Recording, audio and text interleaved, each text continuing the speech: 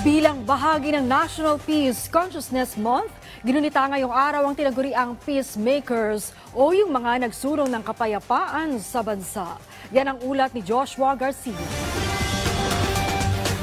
Idinaos ngayong araw sa iba't ibang lokasyon ang National Peace Consciousness Month sa pangunguna ng Office of the Presidential Advisor on Peace, Reconciliation and Unity. Pinangunahan ni Secretary Carlito Galvez Jr. ang wreath-laying ceremony sa libigan ng mga bayani sa lungsod ng Taguig, kung saan nag-alay ito ng bulaklak sa tatlong peace champions and advocates na sina dating Pangulong Ferdinand E. Marcos Sr., former President Fidel V. Ramos at former Comelec Commissioner Heidi Yorak. Ayon kay Secretary Galvez, nararapat at mahalaga lamang na gunitain ang mga sakripisyo ng mga nasabing lingkod bayan para makamit ang ganap na kapayapaan sa bansa.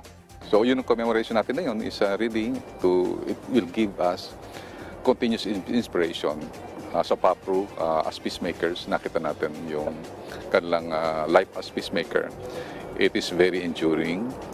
It is very inspiring and very yung resilient in a sense. Habang isinagawa din ng wreath-laying sa Manila Memorial Park, Parañaque City bilang bahagi ng selebrasyon ng National Peace Consciousness Month. Dagdag pa ni Secretary Galvez, may 4 sila ngayon na tinututukan ng peace tables. Kabilang nga dito ang Bangsamoro, kasamang MILF at MNLF, kapatiran CPLA, ABB Rejectionist Group at ibang local peace engagement kung saan patuloy na nakikitaan ng magandang resulta.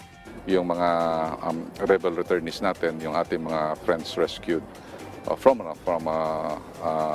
the insurgency na nakita natin sa mga insurgency areas, nakikita natin na they are feeling some hope that the government will fulfill our promise to provide them good life in order to have a peaceful and productive life.